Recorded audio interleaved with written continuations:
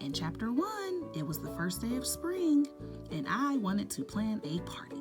Let's see what happens in Chapter 2. Thanks for checking it out, guys. Hey guys, we are going to start Chapter 2 of Pinkie Pie and the Rockin' Ponypalooza. Chapter 2 is called Pinkie's Party Ponies. Whenever Pinkie Pie went somewhere, it usually took her much less time than other ponies.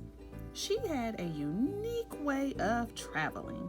She preferred to hop, skip, or bounce rather than to trot or walk. Today, with her spring-loaded sneak strapped to her hooves, she was bouncing high into the sky.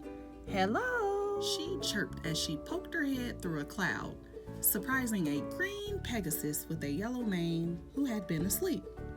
Boing, ba-ba-doing, boing, ba-ba-ba-doing. Within a few minutes, Pinkie accidentally found herself on the outskirts of Ponyville. Whoopsie doodles! I overshot my bounce range again. She giggled before heading back to the spot where she had meant to land, right in the center of Ponyville. It was the absolute best spot to start telling every pony about the spring party. Then she would quickly go cottage to cottage, leaving plenty of time to set up for the party and have the best time ever the rest of the day. Pinkie cleared her throat and looked out into the now bustling marketplace. She began to sing and do a bubbly dance routine. It's spring, what a wonderful thing. It's time to laugh, it's time to sing, but most of all, it's time to spring. Pinkie Pie spread her hoofs out wide and smiled at the crowd. But no pony had stopped to listen. That didn't stop Pinkie. You're all invited to my spring party this afternoon by the lake. Be there if you like having a little fun, a lot of fun, or even just a medium fun. Sea Swirl and Rose trotted past, giggling and shaking their heads. They were used to seeing Pinkie act silly and seemed to be too busy to stop and hear what the party was all about. Pinkie shrugged and started her song again. It's spring, what a want. All of a sudden, a little voice interrupted her. A party? Can we come, Pinkie? Said Apple Bloom in her cowgirl accent, jumping up and down like a baby lamb. She was just a little filly, light yellow-green with a bold pink mane. She hadn't received her cutie mark yet. As usual, her two best friends, Scootaloo and Sweetie Belle, also blank flanks, were standing by her side. Of course, Pinkie shouted and sprang into the air. Every pony's invited, especially you three. Yay! The three ponies chorused and erupted into a tizzy of excitement. Parties in Ponyville were a frequent occurrence, but they weren't usually called out as guests of honor. What sort of awesome stuff will there be at the party? Asked Scootaloo. Will there be bouncing? Will there be springing? Added Sweetie Belle. What about springing? Squealed Apple Bloom. All of the above, shouted Pinkie, her smile growing wider by the second.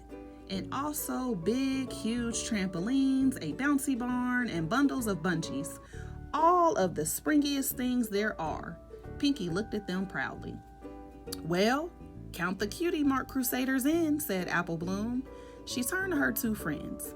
Maybe one of us will get our cutie mark while we're there. Yeah, Scootaloo chimed in.